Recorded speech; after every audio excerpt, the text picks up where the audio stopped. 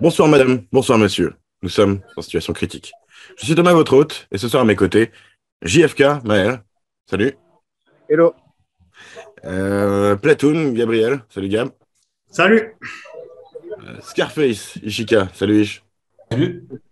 Et Alexandre, Maxime. Salut Max. Salut. Situation critique, c'est la petite émission où on parle de films entre potes. Si vous aimez bien, suivez, mettez le like, etc. Aujourd'hui, on va parler d'un film. À chaque fois, on parle d'un film choisi par un participant. Aujourd'hui, on parle d'un film choisi par Maël. L'Enfer du dimanche. Pourquoi tu as choisi ce film mon cher Pierre aussi, parce que la moitié du temps, je vais t'appeler Pierre, donc tant que ça sorte. Du coup, parce que c'est déjà un de mes films préférés, quoi. Même avec le temps qui passe, quoi. Que j'ai eu une grosse période sport dans ma vie. C'est le sport qui m'a le plus, c'est le film de sport qui m'a le plus motivé comme ça. Et puis je trouve que c'est un film autant sur le sport que sur la vie, quoi. Enfin, tu vois, les mauvais côtés, les bons côtés, qu'est-ce qu'on peut faire là-dedans, qu'est-ce qu'on peut faire pour se motiver, les excès, les prises de conscience, je sais pas, il y a un panel de tout ça. Puis après, voilà, au niveau spectacle, déjà, je l'ai vu au cinéma. Enfin, je le trouve excellent en dehors du cinéma. Mais au cinéma, c'était une putain de claque, quoi. Caméra embarquée sur les joueurs, la musique, les actions, quoi. C'était vraiment... C'est un tout, quoi. C'était vraiment... C'était un film putain de coup de poing. Les autres, vous en avez pensé quoi en 2 mots? Commençons par Gab, peut-être. Sans concession. Ok. Ish. C'est à moi? Ouais. J'ai un peu l'internet qui bug. Attends, excuse. Ouais, donc. C'est en 2 mots. Je vais dire développement personnel. Parce que je pense. Pas mal. Max. Pouvoir américain. Intéressant. Intéressant, c'est cool. Il y a tous les angles, enfin beaucoup d'angles du film. Avant qu'on parle plus du film, je vais quand même faire une base de résumé de ce qui se passe. Le début, on suit l'équipe des Miami Sharks, dont le joueur star, Cap Rooney, se fait blesser. Et le deuxième quarterback aussi se fait blesser. Et du coup, c'est le troisième quarterback, Willie Beeman, qui devient la nouvelle star de l'équipe assez rapidement. Et tout ce que ça entoure, les autres joueurs, le coach de l'équipe, qui est un personnage assez important, la propriétaire et tout ça. Et toute une ribambelle de choses qui se passent. Du coup, ouais, bah justement, on peut peut-être parler un peu, des personnages. Vous, je sais pas, Pierre, toi, justement, qu'il a aimé dès l'époque. Et c'est quel personnage qui te marque le plus, tu penses, maintenant, si tu repenses au film? Moi, c'est ça que j'ai bien aimé, c'est justement le panel de personnages, quoi. Ils ont tous leur bon côté, ils sont tous trop cons en même temps. Et je sais pas, il y a le coach quand même, je veux dire, vite fait, quoi. Entre le coach et Willie Beeman, il y a une belle dynamique entre les deux. Je pense que puis ouais, Dennis Quaid aussi, le joueur qui a tout donné, tu sais, l'espèce de, enfin, je vais dire, c'est peut-être un mauvais exemple, mais tu vois, un gars qui est sur la fin comme ça, puis tu sais pas trop ce qu'il fait de sa vie, c'est quoi sa vie s'il n'est pas ça, tu vois. Je trouve que ça se fait beaucoup de trucs, quoi. Enfin, il y a ça aussi pour le coach, Willie Beeman qui surfe direct, hein, qui arrive et qu'on veut. Et... Je sais pas, il m'a fait me poser pas mal de questions, puis en même temps, il y avait le côté spectacle. Ouais, bah, je crois qu'il y a une différente dynamique de ces différents personnages dans cet univers-là, quoi. Je sais pas, il y a quelqu'un d'autre qui a un personnage qui a... Enfin, voilà.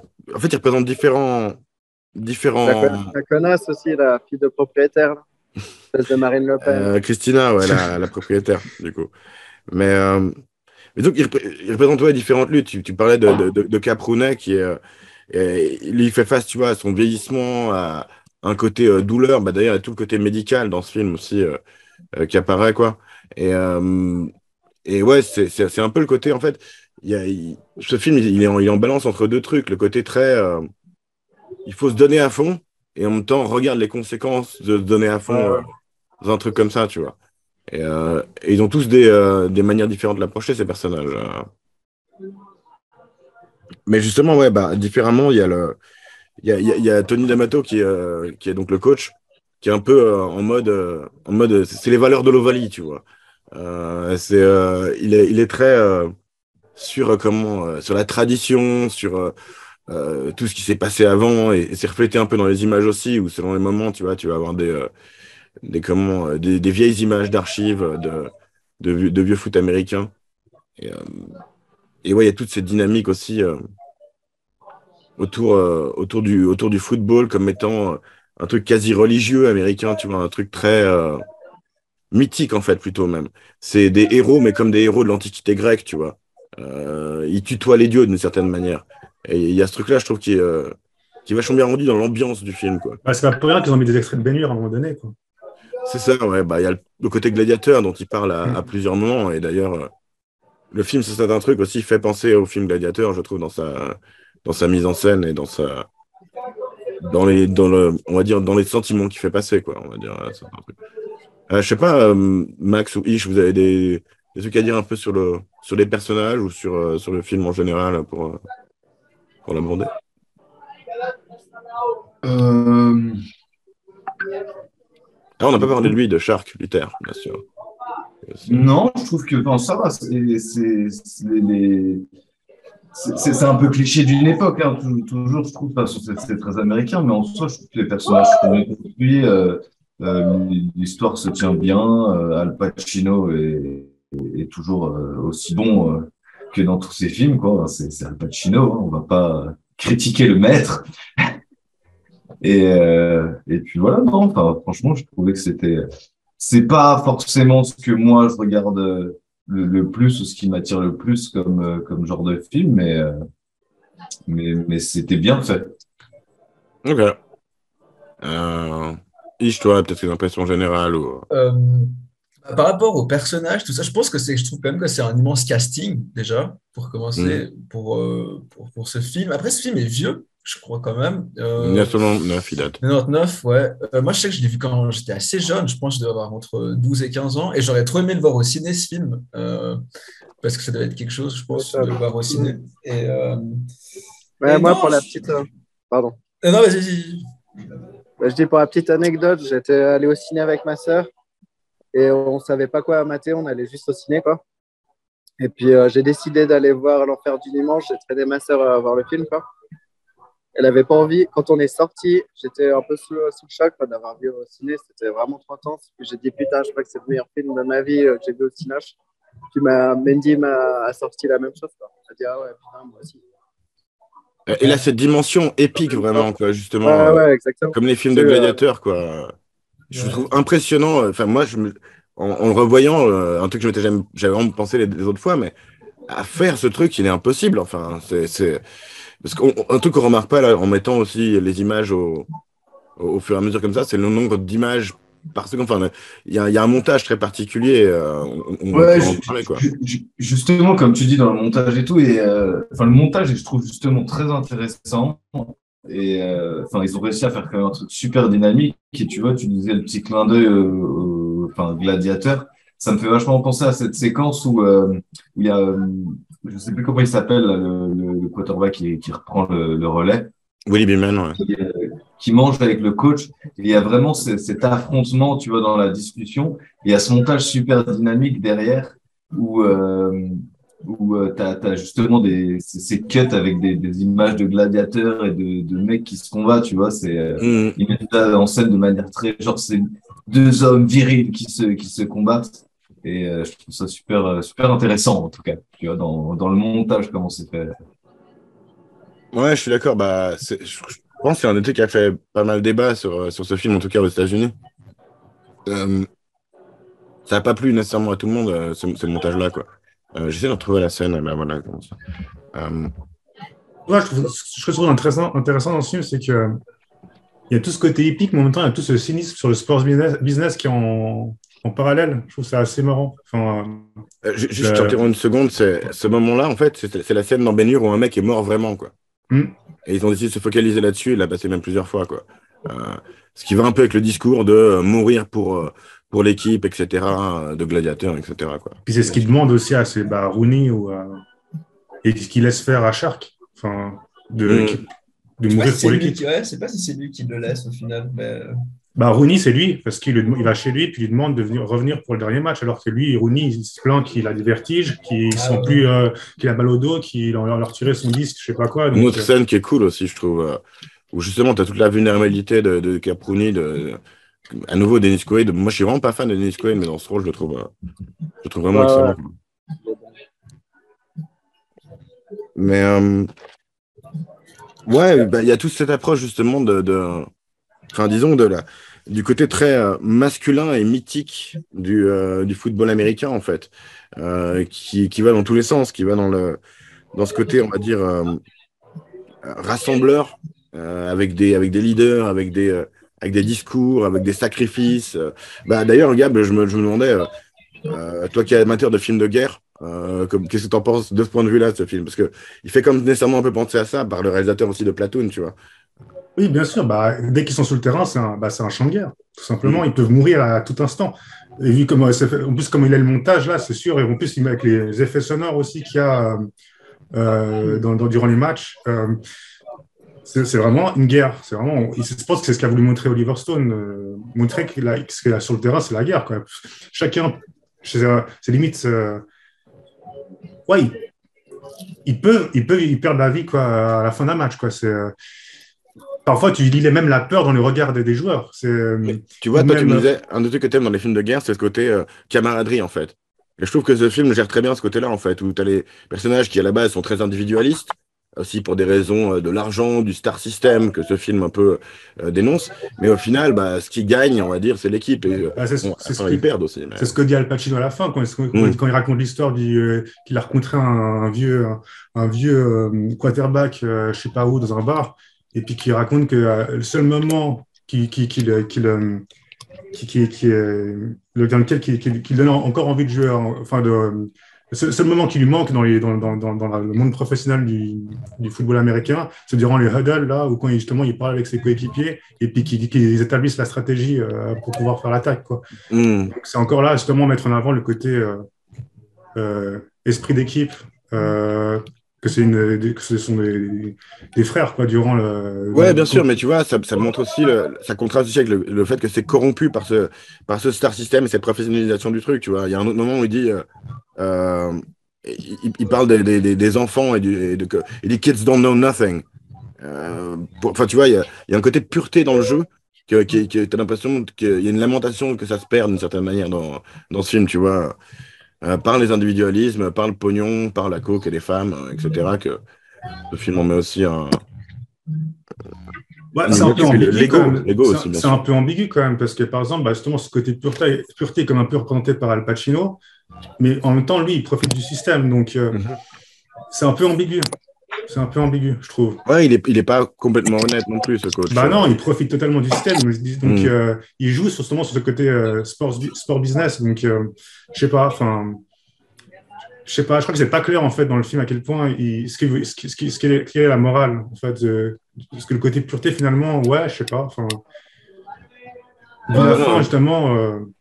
pas trop, quoi. Mais après, je trouve que justement, les deux côtés, pour moi, ils prennent pas tant la pureté dès le début chez les personnages, tu vois. C'est quelque chose qui arrive plus au fur et à mesure de l'histoire avec l'évolution des personnages. Et je trouve que dès le départ, justement, en fait, on montre bien les deux côtés. Autant justement entre le côté de l'équipe, tu vois, où ils doivent être soudés, et on voit aussi tous les problèmes qui règnent au sein de l'équipe quand ça va pas, le bizutage, le fait qu'il y ait de la compétitivité entre eux, et au fur et à mesure des histoires, justement, tu as ce côté où ils deviennent de plus en plus soudés. Al Pacino qui fait sa propre introspection, qui critique justement, où il dit lui, quand il a commencé, c'était vraiment la pureté, mais en même temps, il se ment un peu à lui-même, et tu le vois dans son discours de fin à l'équipe, où il le reconnaît, tu vois, qu'au final, il a fait toutes les erreurs qu'un homme peut faire, il les a faites. Il a tout perdu, il a perdu son pognon, l'amour, tout perdu. Et du coup, il essaie de transmettre ça aux nouvelles générations, mais à travers lui, justement, il y a la critique, tu vois, historique et en même temps, du moment même, en fait, on fait n'importe quoi, mais il faudrait qu'on soit soudés, qu'on soit une équipe, et c'est avec cet état d'esprit qu'ils arrivent à gagner. Hmm. Sans Je crois ça, qu'il en fait, sans cette perception, ça marche pas. Et c'est ce qui montre pour moi au fur et à mesure du film. y a un côté qui fait justement qui marche. Bah justement, c'est quand même malgré tout ces discours, même s'il y a un peu de mensonge, c'est un côté idéalisé, tu vois. Bah, c'est un peu, il prêche un peu comme un prêtre justement, et il y a vraiment ce côté des idéaux en fait qui dépassent la réalité. La réalité, elle est un peu sale, clairement. Mais les idéaux font qu'ils se rassemblent et qu'ils ont envie de se jeter ensemble dans la bataille, etc. Et je trouve que de ce point de vue-là, ça marche vachement bien. Enfin, après, ça fait vachement appel à justement à des instincts qu'on a en tant que comme de se battre pour notre tribu, quoi, un petit peu. Et je trouve que ça marche bien aussi. Mais et un autre truc un peu plus divisif qui fait le film, enfin qui parle plus de division, c'est qu'il parle de racisme aussi. Il parle enfin notamment de par Willie Beeman qui dit qu'on a voulu le mettre à n'importe quelle position sur quarterback, ce qui est une réalité qui existait à l'époque, moins maintenant, quoi. Mais du coup, il y a ce côté, euh, le New School, c'est aussi les Noirs qui débarquent dans des positions un peu plus de pouvoir, quoi. Même si, comme il le dit lui-même, Willie Beeman, il y a pas de propriétaire d'équipe noire. Je crois qu'il n'y en a toujours pas, d'ailleurs, actuellement en NFL. Des coachs noirs, c'est toujours assez rare, quoi. Mais il y a le maire de la ville qui est noir, qui est d'ailleurs lui aussi un peu, tu sens qu'il fait les choses pour, on va dire, il fait les choses pour l'argent, pour le business, quoi, hein. C'est un peu Comme tout comme le monde. Christina, la propriétaire, quoi.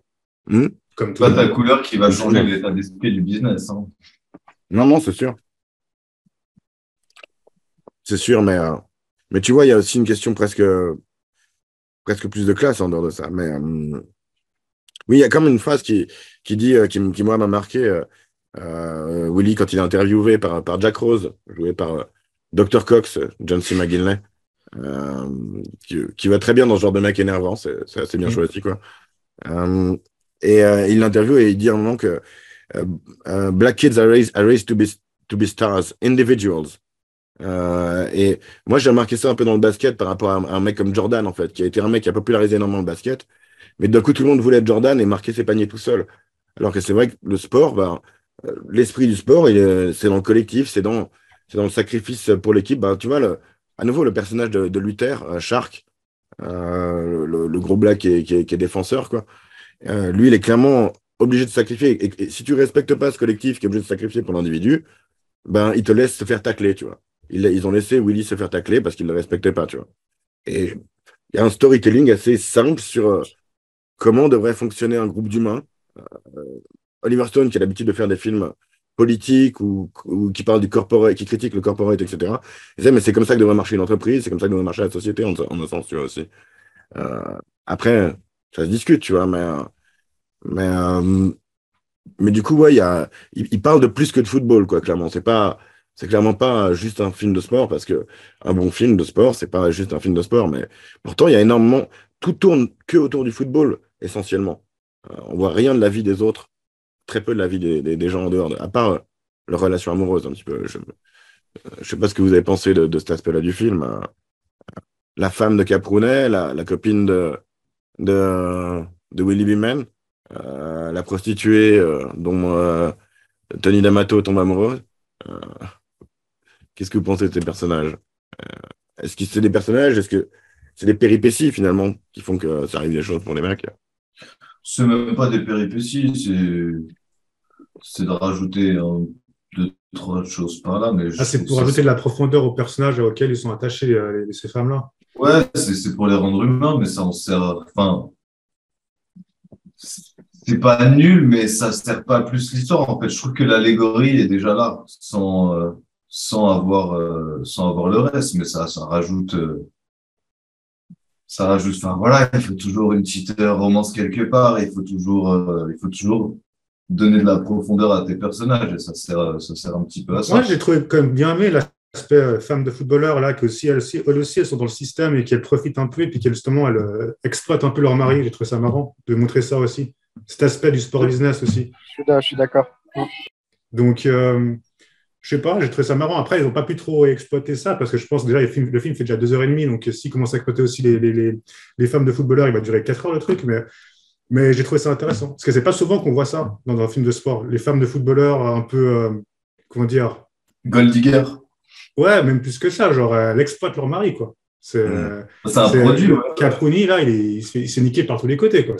Ouais, mais tu vois, je trouve autant ça pourrait être un spin-off, autant pour cette histoire-là, c'est pas forcément, comme je dis, tu vois, pour moi, le fond de l'histoire, le thème à traiter, il n'est pas là. Par contre, on pourrait clairement faire une histoire juste avec moi, je pense que ça fait il y en partie. a, il y en a. Non, mais je pense que Oliver Stone a voulu faire un truc global sur le sports business. Puis là, il a choisi l'exemple du football américain. Et je pense que ça fait partie de ce monde-là. Et je pense qu'il a tenu à le montrer quand même parce que ça fait partie d'un tout. Et c'est un des seuls films de sport, même si c'est plus qu'un film de sport, qui traite de plein de choses en même temps et que je pense que tout est cohérent, en fait.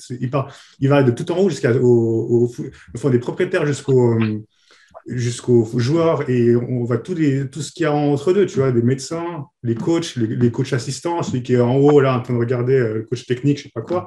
Donc on voit vraiment tous les aspects d'une équipe de foot, tant ses bons côtés que ses mauvais côtés. Et ça, c'est ça qui est vraiment intéressant. Les intrigues de couloir qu'il y a aussi. Aussi, ouais, en plus, il y a encore tout ce qui est les rivalités. C'est ça, il y a le personnage de Charlton Heston aussi, qui est aussi celui qui gère les règles financières, de machin. Donc, il y a plein de choses comme ça que finalement, on retrouve dans ce film et je trouve ça assez fou. Il y a le classique des commentateurs aussi, qui jouait même par Oliver Stone. Donc, voilà, il y a vraiment, je crois qu'il a réussi à tout mettre dans ce film. Je trouve ça assez. Je suis vachement d'accord. Pour moi, ça fait vraiment partie de la richesse du film, justement. Que ça aille dans tous les sens comme ça, que ça prenne. Ça aille en mode micro, la caméra sur les joueurs, en mode macro, au niveau de tout ce qui peut se vivre autour. Parce que mine de rien, tous les statuts, c'est ça, quoi. Parce que mine de rien, il y a quand même énormément de personnages dans ce film. Donc, on arrive à plus ou moins retenir qui est qui. Donc, c'est ça qui est bien aussi. Enfin, c'est bien foutu. Il réussit à garder un fil rouge dans le film. Même les rôles féminins, tu vois, justement, qui est la meuf proprio, la femme hargneuse avec Dennis Quaid, la femme qui aime le joueur malgré son rôle, ou je sais pas. Ça touche un peu à tout. Je trouve que c'est bien de le souligner aussi. Mais ouais, il y a un côté un peu, pour citer un peu ce que Louis avait dit par rapport à Children of Men à l'époque, il y a un côté fresque en fait, tu vois, qui est assez large. Après, ça peint pas tout. Un autre truc que c'est con que Louis soit pas là, mais je vais me demander. Il y a un truc qu'il n'y a pas, c'est les supporters finalement. Les supporters, on les voit dans les tribunes. On n'a pas du tout leur point de vue, finalement. On a un point de vue vraiment très interne à la dynamique du club, quoi. C'est pas une critique, en fait. C'est pour dire ça touche pas à tout non plus, quoi. C'est quand on les voit se battre à la fin, là. Ouais. C'est vrai, voilà. Ouais, mais bon, c'est rigolo. C'est un peu ça le but, quoi.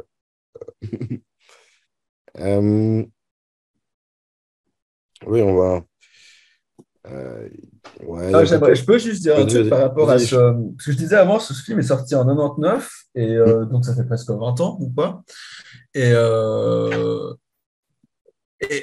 ce film déjà à l'époque critiquait un système ce système ce business, ce football américain business, mais il critiquait ça. Mais genre en 99, et je me dis, si Oliver Stone avait refait ce film en 2022, parce qu'à un moment, il dit, le coach parle, il dit que c'est la publicité, la télé qui a tué un peu le sport, aussi les joueurs. Et je trouve marrant que, au final, ce que maintenant on voit dans le sport, je ne dis pas que au football américain, mais au sport de manière globale, peut-être là, en 99, il en parlait déjà sous la forme du football américain, tu vois. Et je trouve ça assez fou quand même, parce que d'avoir... Comme je dis, je suis curieux de voir quel film il aurait fait avec Internet et puis comment, je pense même au niveau des joueurs, tu vois, la mentalité des joueurs a beaucoup changé. Je pense. Ça a empiré. Voilà. Et je pense que Willy Beeman, là, par exemple, s'il avait été maintenant, il aurait été 100 000 fois plus scandaleux que ce qu'il a été dans le film. Mais je pense justement le film a été marquant pour ça. Il a marqué les futurs joueurs, il a marqué la manière dont les gens ont regardé le sport, la manière dont il a été filmé même. Tu vois, parce que comme il disait, Pierre, ça, il se fait vachement filmer à l'intérieur du truc, mais à l'époque, la NFL, il filmait comme on filmait les vieux matchs de foot, quoi. Tu avais une caméra dans les tribunes et puis c'était à peu près tout, quoi. Et depuis, tu peux, ils se sont mis par exemple, à avoir une caméra derrière le quarterback, tu vois. Ça s'est arrivé quelques années plus tard. Et même, tu vois, les quarterbacks qui couraient au lieu de faire des passes, c'était aussi une révolution qui est en train de se faire. C'est une révolution qui s'est largement confirmée avec des gens comme Michael Vick et puis même des, des quarterbacks qui courent et qui en plus sont un peu activistes politiques comme Colin Kaepernick, qui avait fait polémique parce qu'il avait posé le genou pendant l'hymne national américain. Donc, il y a clairement enfin, je trouve qu'il a pas trop mal vieilli en fait à ce niveau-là, même s'il parle de la Non, pas télé. du tout. Ça, c'est un peu comme quand on parlait de Network, c'est qu'il me fait penser à ça sur plusieurs aspects. Hein. Le personnage de Katina Pagnacci, il est un peu similaire au personnage de la meuf dans Network, exécutive, froide, femme dans un monde d'hommes, qui du coup surcompense en essayant d'être pas du tout sentimentale, tu vois. Euh, en tout cas, c'est comme ça qu'on pourrait l'analyser, quoi. Et, mais du coup, ouais, c'est la télé finalement, c'est les médias, puis la jeunesse, la jeunesse, elle secoue le monde à chaque fois, tout le temps. Oui, peut-être que le monde du sport est pire maintenant, mais pour moi, c'est vraiment les résultats de la professionnalisation et de la commercialisation du sport, en fait. Tout l'argent qui passe autour, tous les deals de marque, lui, il se fait un clip de musique un peu nul. Ok, tu vois, mais il y a tellement plus d'autres choses que ça au niveau de fric qui tourne autour des gens. Bah, tu vois, l'entourage aussi. On le voit en ce moment avec l'affaire Pogba en France. L'entourage des mecs qui dépassent juste leur famille immédiate. Là, on voit que sa meuf et on entend au téléphone avec sa mère, Willy, tu vois. Et pareil, on voit juste leur meuf, on voit tous les autres personnages. Mais il y a un entourage gigantesque qui entoure ces mecs qui ont de la thune et qui ont eu des potes avant ou qui ont des gens à qui ils doivent des dettes ou des gens qui donnent des conseils d'investissement de merde, etc. Ça, on n'est pas trop encore là-dessus. Mais ça aussi, je crois qu'il y a eu dans des films, mais je ne saurais pas dire lesquels. Mais du coup, ouais, sur certains niveaux, ouais, je pense que ça a empiré. Mais Enfin, je pense que ça, entre 99 et maintenant, je veux dire, ça a quand même, on peut dire, pas le sport en soi, peut-être pas le sport empiré, mais tout ce qui gravite autour du sport, tu vois. C'est ça qui a un peu, quand même, je pense, empiré de manière catégorique. Ouais, après, commencé. le fond reste le même. Enfin, je pense à avant 2000 et après 2000, tu vois, c'est la forme a empiré. Il y a encore plus de pubs, plus de produits dérivés, plus de jeux vidéo, de choses comme ça. Mais je pense que la fracture elle était vraiment avant 2000 et après 2000. Tu vois. je pense qu'on Avant a qu'il y vraiment ait justement les apparitions médiatiques, qu'avant ils n'étaient pas autant médiatisés. Et à Mec, dans les partir, années 70, l'équipe de Saint-Etienne, il faisait un 45 tours. Hein. Ça a toujours voulu rien dire, le foot. Ça fait longtemps que ça dépasse juste le foot, par exemple. Enfin, mais dans plein d'autres sports aussi. Tu vois, moi, j'essaie de regarder quand ça date de la NFL, ça date de 1920. Et d'ailleurs, des images qu'on voit dans ce film datent de cette époque-là, tu vois, certaines. Mais c'est devenu hyper commercial depuis les années 80 déjà, comme beaucoup de choses en fait.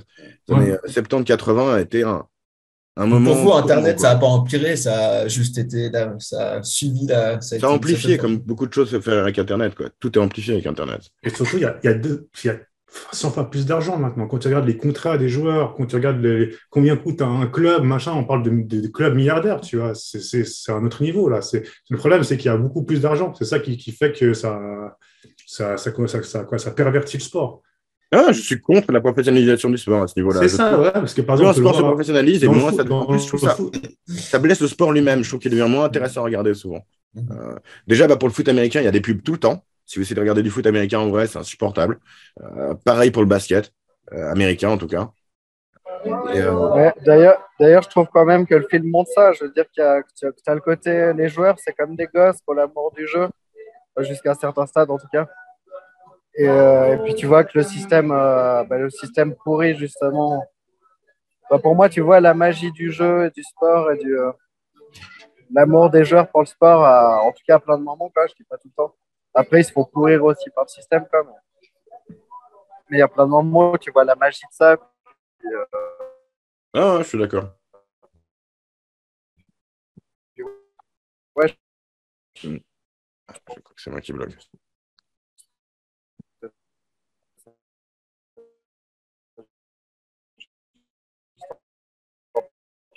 Mais ils ne sont pas autant médiatisés. Hein. Tu regardes, enfin, en tout cas dans le football européen, tu regardes les filles, elles sont vachement plus motivées à te faire même des actions.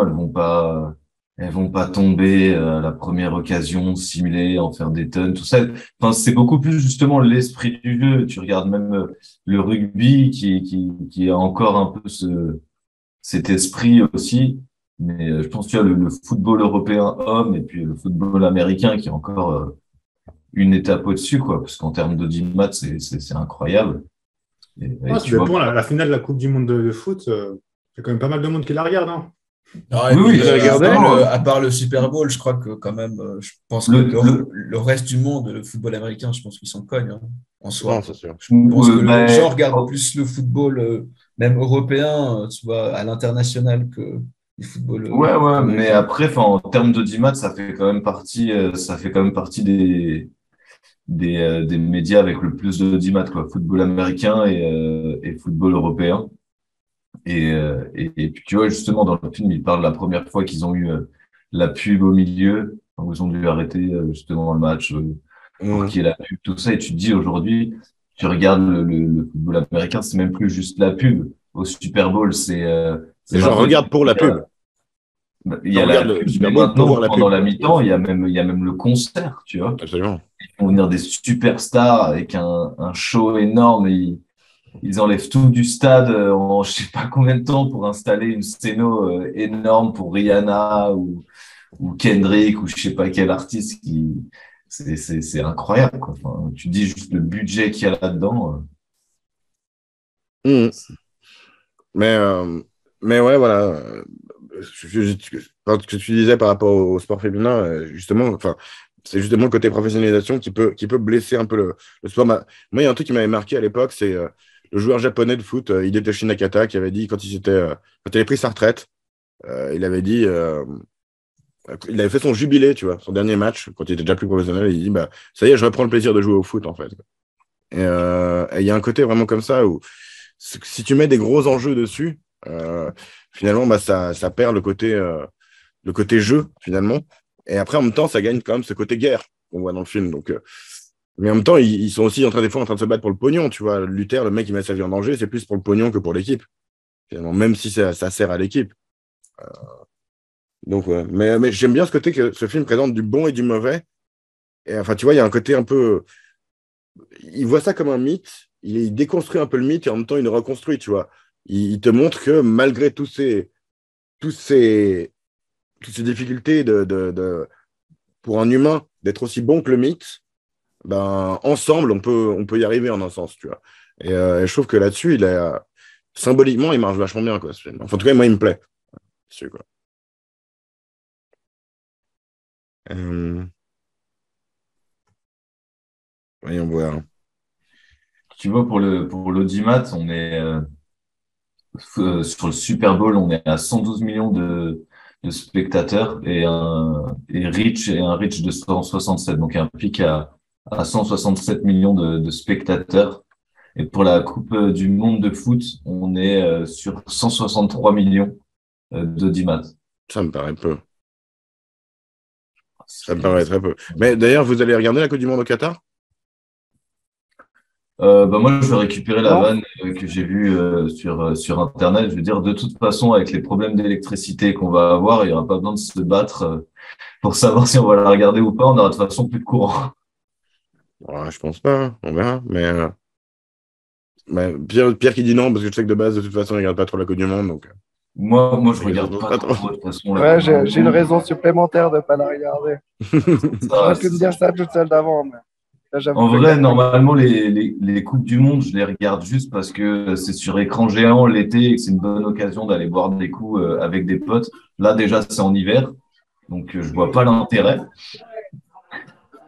Et, Non, euh, mais et puis, ouais, le foot, ouais, ça puis m'a. il y a le petit cortège de femmes de toutes les nationalités en maillot. Ça, j'avoue que bah, j'aime bien la Coupe du Monde pour ça aussi. Et là, Ouais. je pense pas qu'il risque Mais ça d'avoir des fait pas le femmes en poids. maillot de bain Ça fait pas au le poids. Qatar.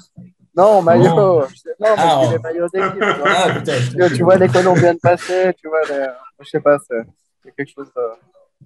Mais bref, passons. Ça va, ça, dans la balance, ça fait pas le poids, quoi. Ouais, je suis un peu pour le boycott. Enfin, de toute façon, tout ce qui est Qatar, Dubaï, de manière générale, je suis un peu pour le boycott. Mais C'est ça, c'est ça. Ouais.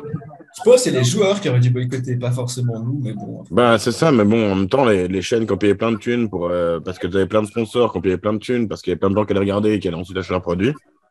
ouais, c'est bon, de toute façon, les joueurs, les chaînes, tout ça, ils gagnent déjà bien assez d'argent. Mhm. Si pour une fois ils prennent cher, ça leur fera pas de mal. Le problème, c'est qu'ils n'ont jamais assez d'argent. C'est ça le problème. Ils veulent toujours plus. Ils ont menacé de. Ils veulent toujours plus, les joueurs. C'est pour ça qu'ils ne boycottent pas, parce qu'ils ont des sponsors, tout ça, qu'ils ne veulent pas cracher sur leur contrat, tout ça. Ah, mais bon, quand tu te fais déjà 100 millions par an, Mais le problème, c'est que si tu commences à dire non, non non. à un truc, tu vas commencer à être embrouillé. Enfin, je suis sûr que tu vois, ton club, il te fait chier. Bah, tu vois, imagine, comme Mbappé, c'est clair qu'il va pas, il va pas dire non, vu que déjà son employeur, il est qatari. Genre, c'est pas de la famille royale qatari. C'est un peu chaud. Mm.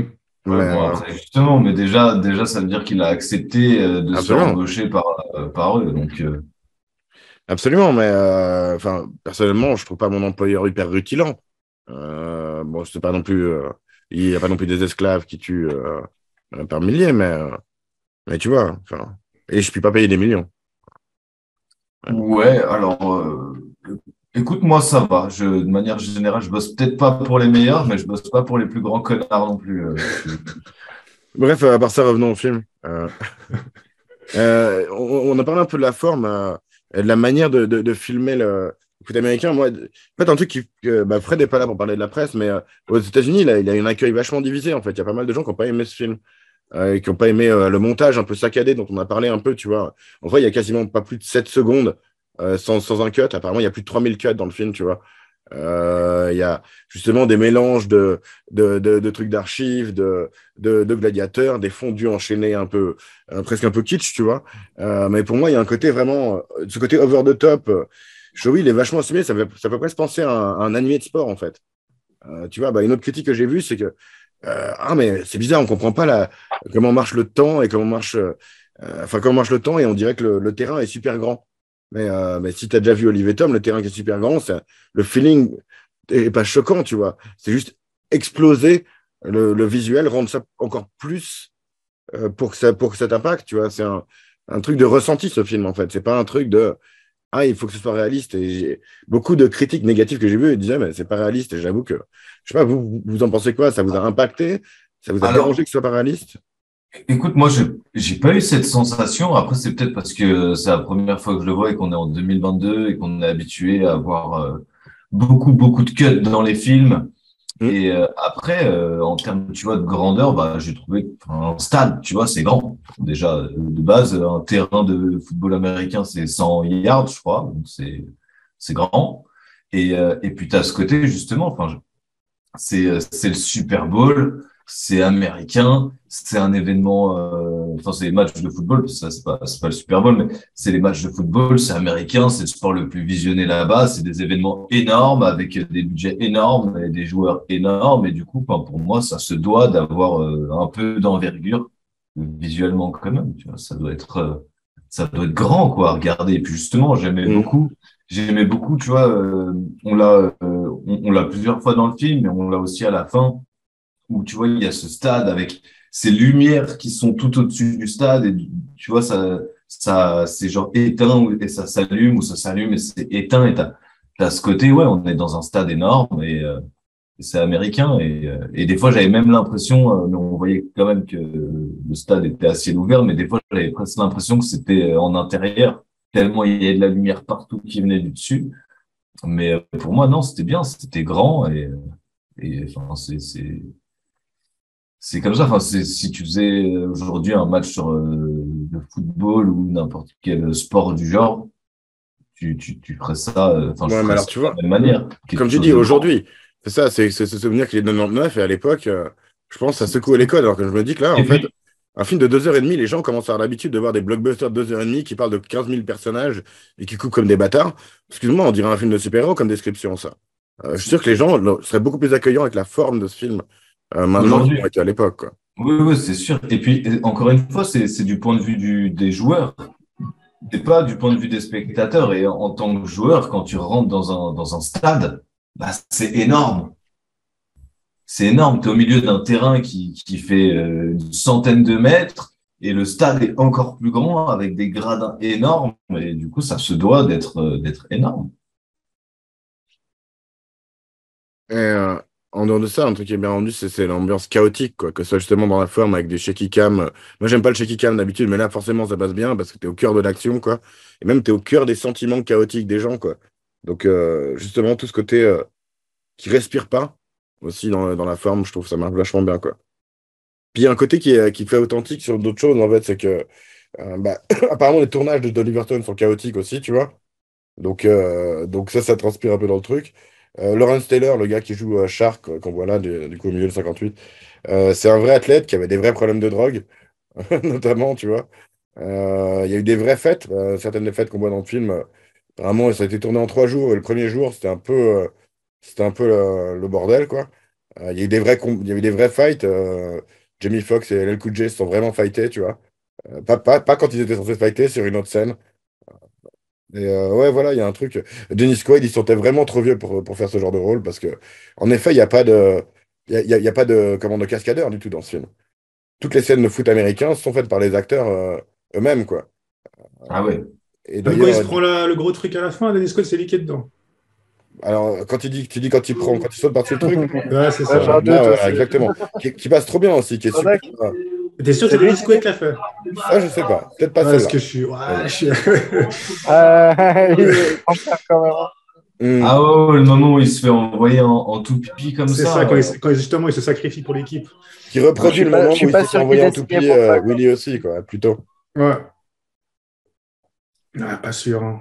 Après, c'est violent, hein, le football américain, quand tu vois, justement, quand tu vois Ah, les bon, après, cascades qu'ils font quand ils font les plaquages.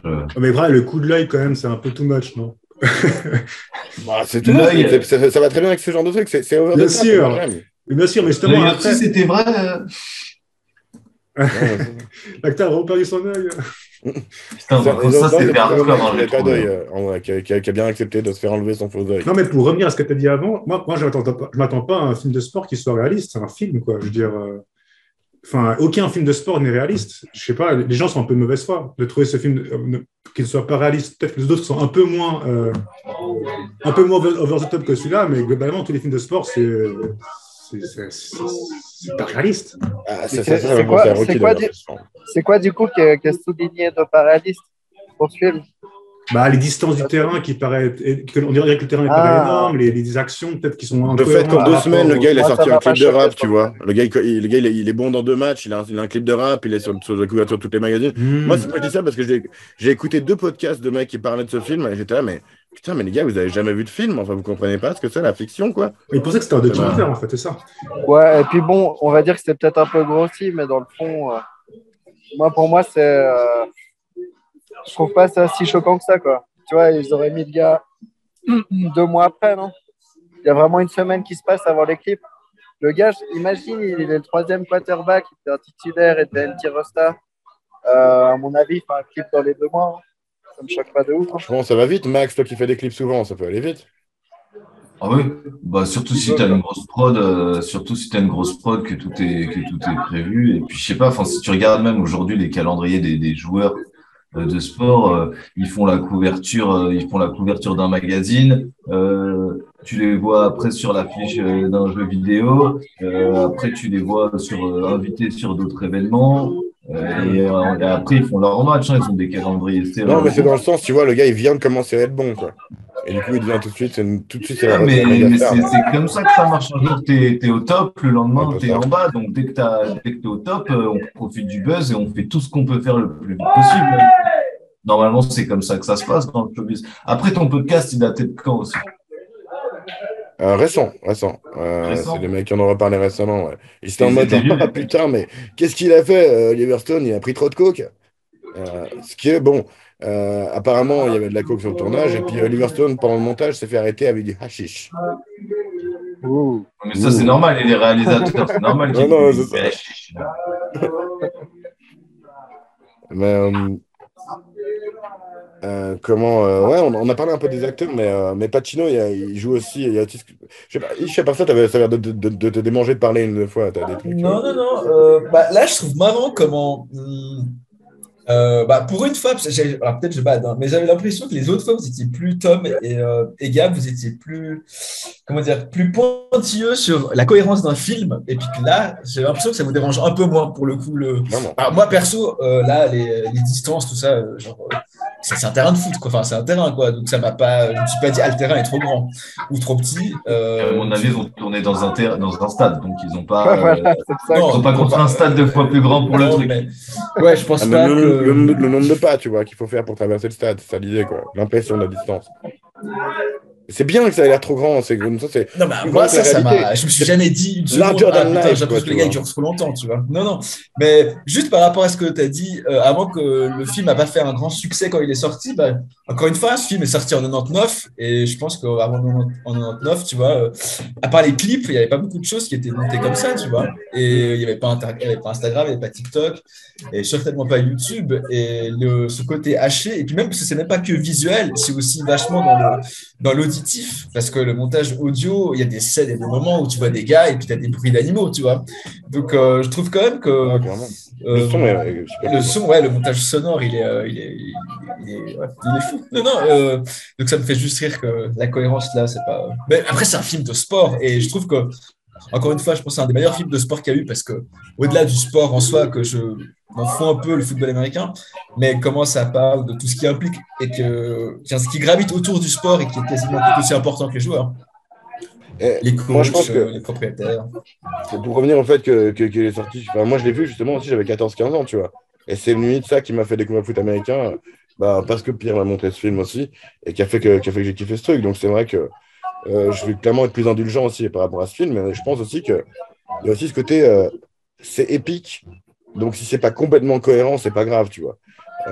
Et ce n'est pas nécessairement hyper dark, tu vois, comme truc. Enfin, il y a les mauvais côtés du sport, tu vois, mais du coup, ouais.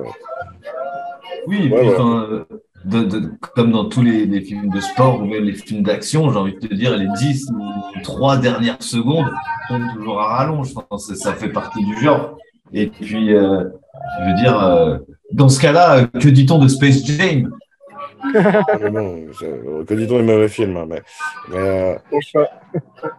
mais, ouais, à part ça, ouais, on a parlé un petit peu des acteurs. Enfin, Al Pacino dans le rôle de bourré alcoolique, ça lui va très bien. Il est très bon en tout cas. Il est bon dans tout. Je suis pas toujours fan de Pacino, mais là, je trouve que justement, je le trouve. Il joue bien les moments calmes et un peu déprimés, qu'il n'a pas toujours. Mais que t'aimes pas Pacino, ça veut pas dire qu'il joue pas bien. Je trouve qu'il joue souvent le même genre de rôle, en fait. Mais il a une passion et il joue bien. En fait, bah, je trouve que, par exemple, son langage corporel est excellent, tu vois. Il exprime beaucoup de choses sans rien dire, quoi. Comme gars, tu vois. Et puis il a une voix, justement. Enfin, c'est lui qui vend tous les speeches qu'il y a dans le film, c'est lui qui les vend, quoi. Clairement, quoi. Et clairement bien, quoi.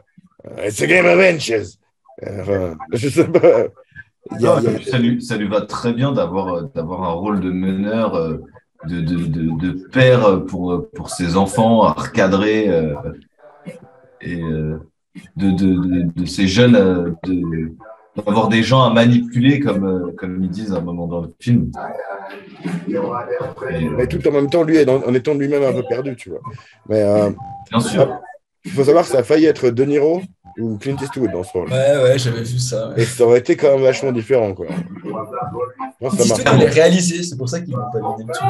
C'est ça, Eastwood, il voulait réaliser. J'aurais pas aimé voir ce film réalisé par Eastwood. Je suis pas fan d'Eastwood comme réel après. Mais, puis De Niro non plus, il n'a pas non plus cette. Il n'a pas la puissance qu'il peut avoir. Je peux bien aimer, mais ouais, voilà, tu peux pas. Puis Clint Eastwood, tu ça vois aurait été. personne à part Pacino. Ouais, et puis Clint Eastwood, ça aurait été d'un sérieux.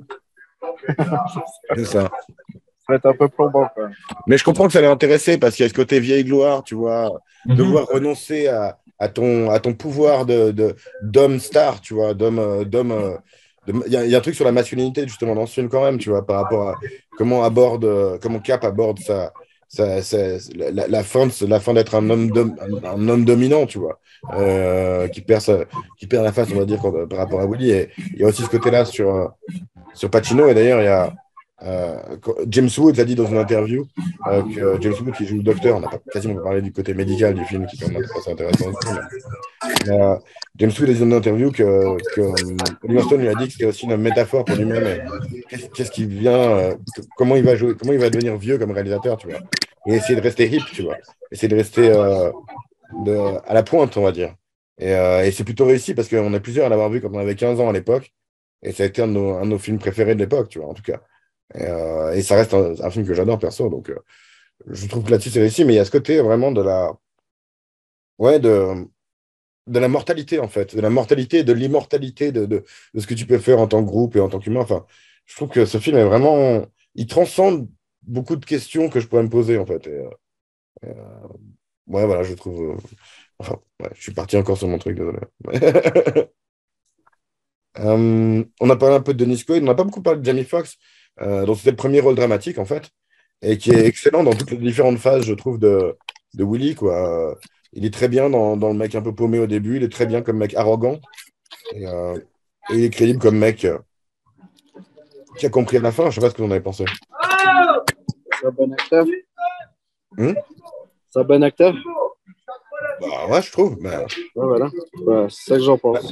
On ne le savait pas nécessairement à l'époque, tu vois. C'était son premier rôle dramatique, donc c'est assez impressionnant, quoi, je trouve. C'est le premier film dans lequel j'ai vu, hein, je pense aussi. Ouais, bah pareil. Ouais, je crois pareil aussi. Non, mais très bon. Enfin, j'ai trouvé une très bonne interprétation aussi. Du début à la fin, et puis bien écrit son personnage aussi, parce que bon développement du personnage, donc et j'ai adoré le voir vomir tout au long du film. Comme autre acteur, on a Cameron Diaz, qui joue très bien ce rôle-là. Elle est casse-couille, elle est froide, mais elle a quand même ses gros doutes et ses grosses insécurités. Ah, elle jouait vraiment bien dans ce film, j'ai trouvé. J'ai vu que les gens qui critiquaient ça, je le trouvais bien, quoi. Cette rivalité avec Pacino est vraiment bien jouée. Ils se sont battus pour l'amour de son père déjà avant, tu vois, dans leur vie. À nouveau, les fantômes du passé, de la tradition, etc. Et puis, il y a ce côté où il y a un peu Ken aussi qui lui tient tête, et que même quand il balance une chaise dans le vestiaire, quoi, elle bronche pas. Et je trouvais ça fort, tu vois, parce que... elle a un peu peur de rien, justement. Elle vient serrer des gens, la main des gens qu'on habite à l'air, quoi. Et puis même, justement, d'être une femme à cette époque-là, en ayant ce métier-là, il faut tenir le truc, et elle se laisse pas faire. Et à aucun moment, en fait, justement, on la remet en question. Tu vois, à aucun moment donné, sa position, à part les vieux... là, mais sinon, le reste, personne ne la remet en question, tout le monde la respecte, et je trouve ça bien. Je crois que même ce personnage, en fait, dans ce film-là, elle ne se considère même pas comme une femme, en fait. Elle se considère comme un dirigeant d'un club de football américain. Et c'est pour ça qu'elle peut se permettre de serrer un gars qui a tête à l'air, parce que justement, elle est, comment dire, un rang. Enfin, c'est un rang, c'est une autorité. Donc, elle ne se considère même plus comme une femme, elle est asexuée, quoi. Donc... Mais ça, c'est le cas jusqu'à, tu vois, elle est déshumanisée même. Et c'est le cas jusqu'à ce qu'elle entende la conversation entre sa mère et Tony, où elle pleure à ce moment-là, elle redevient un peu plus humaine. Et là, on comprend pourquoi elle est comme ça. Parce que justement, elle cherchait l'amour de son père, dont son père voulait toujours avoir un garçon. Donc, voilà, mais... et c'est bien amené, je trouve ça très bien amené. Ouais, c'est ça. On voit qu'elle a quand même un aspect fragile dans sa personnalité, et puis on le comprend avec la discussion qu'il y a en même temps où on voit cet aspect fragile de son personnage. Donc, on a également James Woods dans le rôle du médecin pourri. C'est parfait parce que c'est James Woods, hein. Franchement. Ouais, voilà. Il a la gueule. Fils de pute, quoi. Il est nickel. James Woods a dit qu'il voulait pas qu'il y ait de méchants, et même James Woods, tu vois, il a ses éthiques, etc. C'est ce qu'il dit son personnage, mais si tu voulais qu'il ait pas l'air méchant, fallait pas prendre James Woods, quoi. Autrement, on a beaucoup d'anciens footballeurs qui sont acteurs pour ce film. Donc, Lawrence Taylor, qui est le gars qui joue Shark, le gars le black qui a ses problèmes de santé, qui est prêt à sacrifier sa santé finalement pour gagner un peu de fric.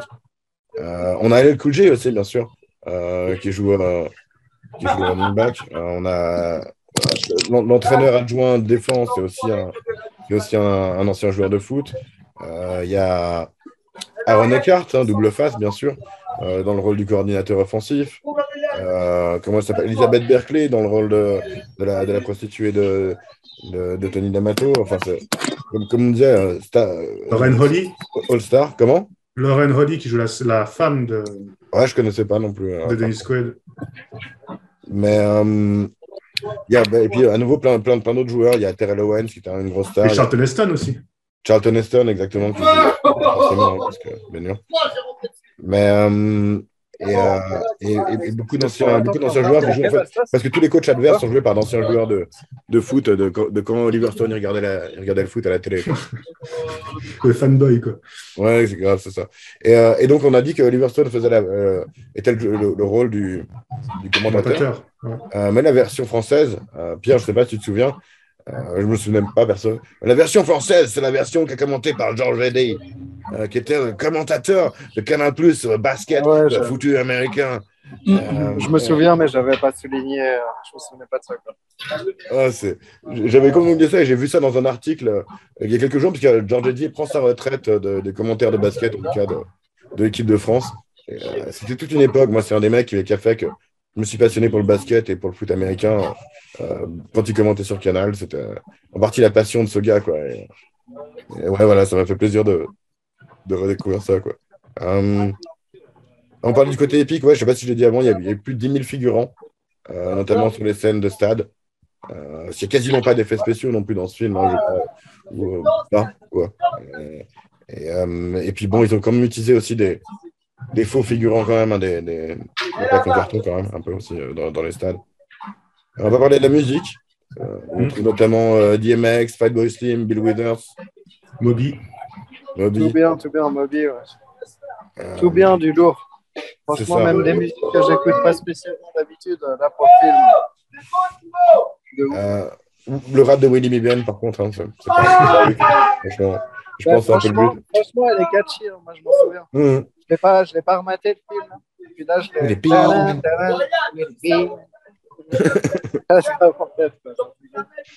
Il y a aussi quand même la petite guitare qui passe pendant le discours, notamment. Paul Kelly. Bien lancé. Comment? Paul Kelly, non?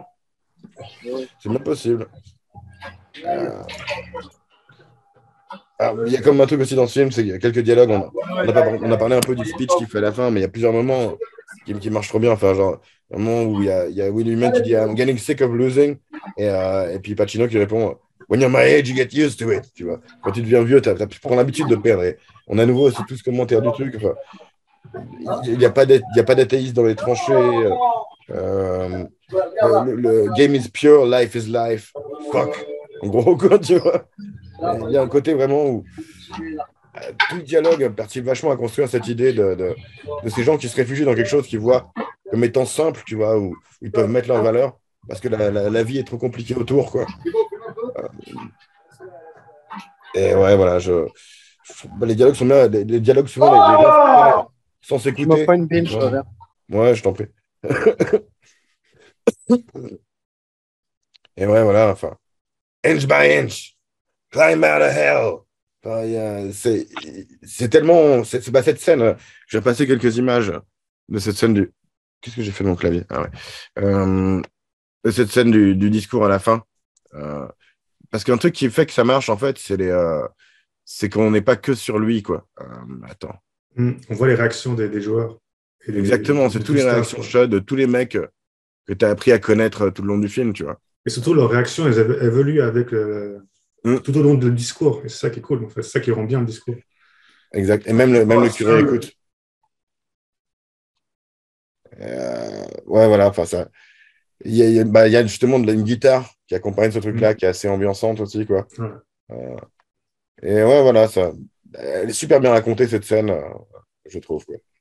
En plus, aucune référence à la Bible ou à Jésus, quoi. Il fait pas? Si? Non. C'est pour rien. C'est assez fort pour un truc américain, quand même. Si, dans le film, il y a une référence.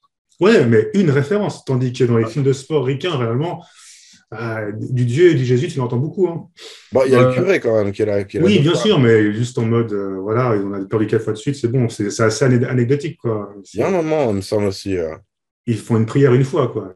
Sur 2h30, un film de 2h30 Ouais, de sport américain, moment, une prière. Wow. Il dit à un moment qu'il n'y a pas de non-croyants, je crois, sur le terrain. Il n'y a pas d'athéiste. Il y a un no athéiste in Foxhole. Mais ça reste très. Mais oui, mais même symboliquement, pour moi, ça marche. Moi qui me considère plutôt comme athée, c'est vrai, quand tu es dans la merde, il faut bien croire à quelque chose, quoi. Bien sûr, mais c'est qu'une phrase, c'est ça que je veux dire. C'est qu'une phrase vite fait dans un discours, tu vois. C'est léger. Très léger. Bah, parce que ça se veut plus d'une ascendance de mythologie grecque, finalement, que chrétienne. Ouais, ou des gladiateurs, trucs comme ça, en mode comme ça. Mais, ouais, voilà. Moi, ça me va très bien. Hein. C'était pas une critique. Ouais, voilà. Enfin, je trouve aussi super impressionnant dans ce film, c'est le sens du détail, le nombre d'objets de production qui ont dû être créés, enfin, tu vois, de décors qui ont dû être créés pour ce film. Juste les terrains qui ont tous été repeints pour le truc, l'intérieur des vestiaires, la peinture de son père, tu vois, qui lui regarde par-dessus l'épaule, les caricatures d'Oliver Stone, d'Al Pacino et de Cameron Diaz. C'est tout con, mais le calendrier, des fausses couvertures de journaux, des bagues spéciales. Enfin, je veux dire, le boulot de dingue qui fait que le sens des détails, qui donne l'impression que ce film est réel, parce que c'est pas avec la NFL. La NFL, ils ont refusé en bonne partie de bosser avec eux, quoi. Du coup, ils ont dû tout recréer de base, et je trouve super crédible, et il y a un boulot énorme qui est passé là-dedans, que je trouve assez impressionnant, quoi, personnellement.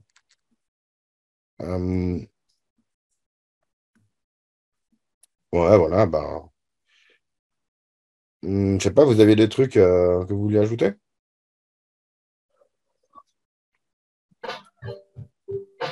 Alors, moi, par rapport à ce que tu dis là, par rapport au c'est vrai que tout ce travail de production, des décors, des costumes, tout ça, bah, c'est vachement bien fait. Et ce qui fait que ça rend le truc super réaliste, je pense. Crédible, en tout cas. Ouais. Comment? Crédible, en tout cas. Crédible, ouais. Et comment, en fait, c'est quand même dur, parce qu'il y a certains sports, je trouve, plus faciles à filmer que d'autres. Et typiquement, quand on arrive sur des trucs de grands stades où des gars jouent à plusieurs contre plusieurs, c'est là où je trouve que ça devient compliqué. C'est là où on voit les films, par exemple, des films de foot où ils ont été mal faits, notamment, je trouve que c'est parce que c'est vachement difficile de recréer un faux stade, fausse ambiance, faux supporters et tout. Et là, ça a été quand même vachement bien fait. Je trouve que c'est pas filmer un match de tennis, quoi. C'est pour ça que je dis, de la manière, dans la production, ça a été vachement rendu, vachement pour ça, juste la chorégraphie du match, la chorégraphie du match qui a dû être apprise par cœur, à savoir où est-ce qu'ils allaient pour que ce soit raccord tout le temps, où est-ce qu'ils sont sur le terrain, à quel moment, pour quelle action. Ça doit être à chaque fois bien délimité, bien précis, quoi. Donc, à mon avis, chaque choré de chaque match était apprise. Je pense qu'il y a un peu des deux, en fait. Je pense qu'ils ont de toute façon fait beaucoup de prises de plein de choses, mais après toutes les actions, il est filmé avec 4 caméras, tu vois, aussi. Limite, pour pas avoir à les refaire trop. Mais, oui. Ouais, il y a clairement des trucs hyper chorégraphiés, mais je pense qu'il y a aussi des moments un peu plus improvisés, parce que tu vois, j'ai vu des trucs de behind the scenes. Ils disaient, les mecs, c'est très difficile pour un mec qui a joué au foot américain toute sa vie de lui dire, tu vas foncer vers ce défenseur et te laisser tacler, quoi. C'est complètement contre son instinct, tu vois. Et ça, c'était une des difficultés qu'ils avaient à tourner avec des vrais joueurs. Et notamment, à un moment, tu vois, il y a un mec qui a un harnais gigantesque avec une caméra attachée derrière, tu vois, pour filmer quand tu as les jambes qui se déplacent, etc. Tous ces trucs un peu à l'intérieur. Mais je crois que c'est ça, la grosse force de ce truc-là. C'est vraiment, il est dans le ressenti, tu vois, où ça tremble, ça prend plus longtemps que ça prend dans la réalité, etc. Et tu ressens vraiment ce que c'est d'être sur le terrain. Et, je pense que le foot américain est aussi un des films qui marche le mieux là-dessus, quoi. On disait par rapport à la difficulté à filmer. Mais d'ailleurs, je voulais vous demander, vous qui avez filmé un peu de rugby, Ish et Max, ça vous inspire? Bah, c'est le dimanche aussi. C'est vrai. Le dimanche à Genève. Mais ouais, après, c'est quand même pas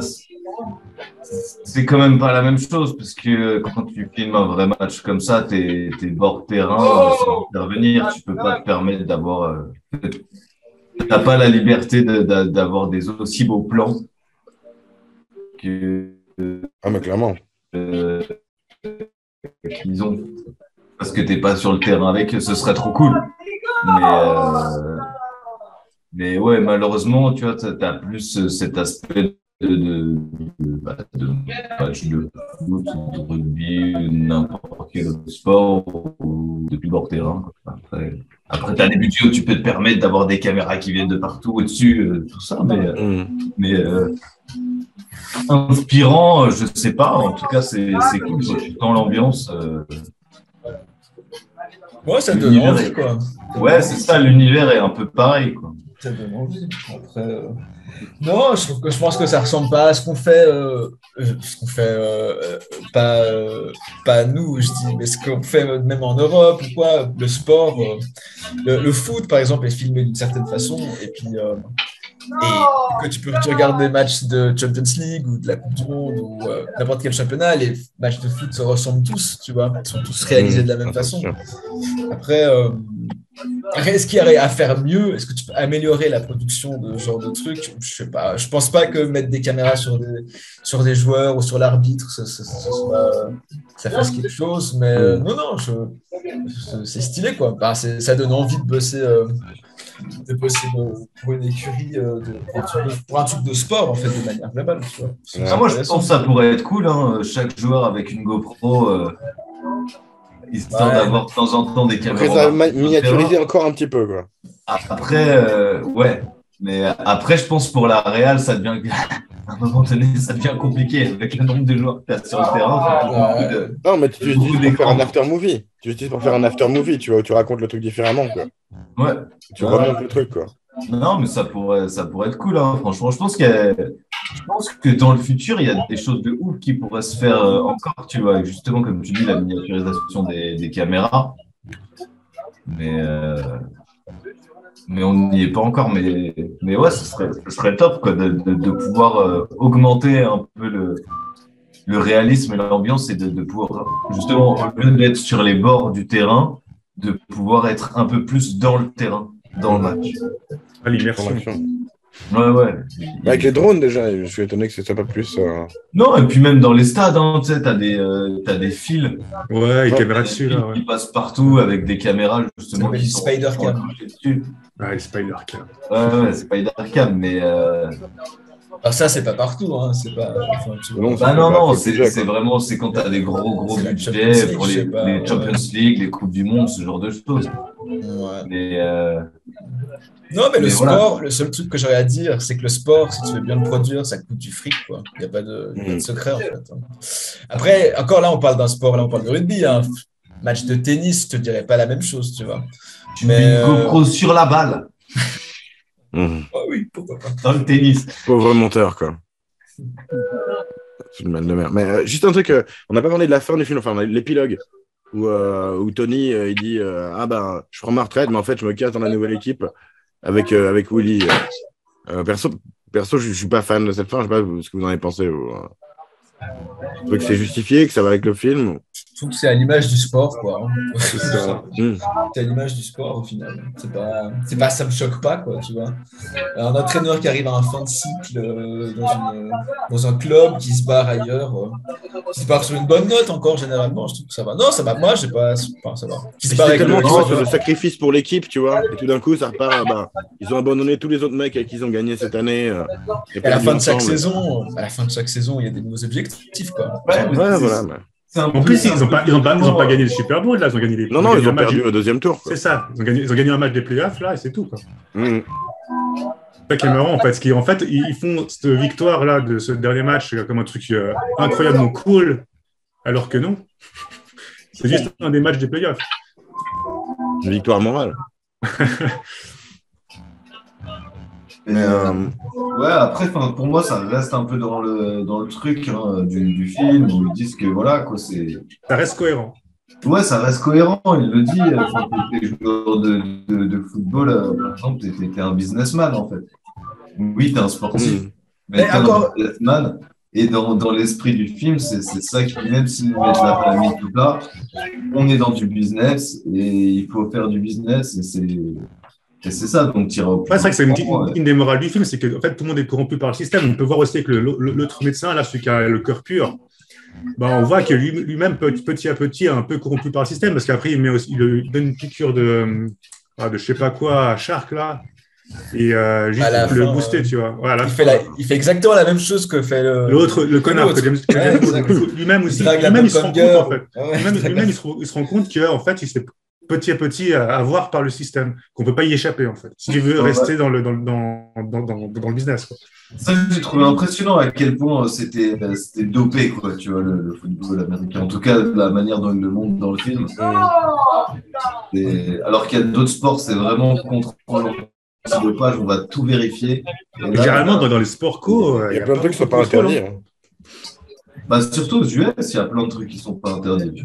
Mais pas que aux US. Mhm. Euh, Il n'y a que certains sports qui sont beaucoup contrôlés, hein. Mais globalement, la plupart des sports collectifs, en tout cas, ça va, hein. Alors que je pense qu'ils sont tous chargés à bloc, hein. Ah, je pense qu'il y a certains sports, tu peux leur mettre des amphètes, vas-y, bouffer sur le terrain, c'est OK.